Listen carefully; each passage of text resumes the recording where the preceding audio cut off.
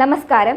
Tirurangadi today news അപ്ഡേറ്റ്സിലേക്ക് സ്വാഗതം. പതിറ്റാണ്ടുകളായി ചെമ്മാട് പട്ടണത്തിൽ സ്വർണ്ണ വ്യാപാര രംഗത്ത് വിശ്വാസം കാത്തുസൂക്ഷിച്ച് പുതിയ കാലത്തിന്റെ പരിഷ്കാര പ്രൗഢിയോടെ സ്വർണ്ണ തിളക്കത്തിൽ Amiya golden diamonds, bypass road, Chemmad. ദേശീയപാതയിലെ അശാസ്ത്രീയ ഡ്രൈനേജ് നിർമ്മാണത്തിൽ മൂന്നിയൂർ കൃഷിഭവനിലേക്ക് മഴവെള്ളം കുത്തിയൊലിച്ചെത്തി. മൂന്നിയൂർ പടിക്കലിൽ സ്ഥിതി ചെയ്യുന്ന കൃഷിഭവന്റെ ഉള്ളിലേക്കാണ് മഴവെള്ളം കുത്തിയൊലിച്ചെത്തിയത്.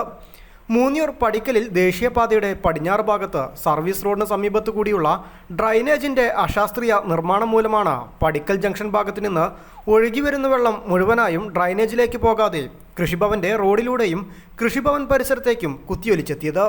ഇതോടെ ജീവനക്കാരും ദുരിതത്തിലായി. റോഡിലുള്ള ചരലും മണ്ണും വെള്ളവുമെല്ലാം കൃഷിഭവൻ പരിസരത്തേക്കും കൃഷിഭവൻ ഓഫീസിനകത്തേക്കുമാണ് കയറിയത്. ഓഫീസിന്റെ പ്രവൃത്തി സമയത്തായതിനാൽ ഓഫീസിൽ ജീവനക്കാർ ഉണ്ടായിരുന്നു. അതിനാൽ തന്നെ നിലത്തുള്ളതെല്ലാം പെട്ടെന്ന് ഉയരത്തിലേക്ക് എടുത്തുവെച്ചു.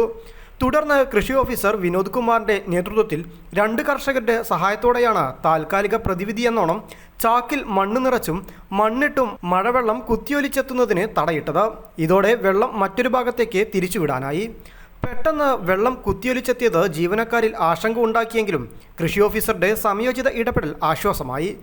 വെള്ളം കുത്തിയൊലിച്ചെത്തിയതിന് പിന്നാലെ കൃഷി അസിസ്റ്റന്റ് ഡയറക്ടർ വി സംഗീത ഓഫീസ് സന്ദർശിച്ചു. ദേശീയപാത അതോറിറ്റിയുടെ നിരുത്തരവാദിത്വപരമായ പ്രവൃത്തി കൊണ്ടാണ് ഇത് സംഭവിച്ചിട്ടുള്ളതെന്ന് കൃഷി ഓഫീസർ വിനോദ് കുമാർ പറഞ്ഞു. അതേസമയം ഇപ്പോൾ പ്രവൃത്തി സമയമായതിനാലാണ് വലിയ ഭീകരമായ അവസ്ഥ ഉണ്ടാകാതിരുന്നത്.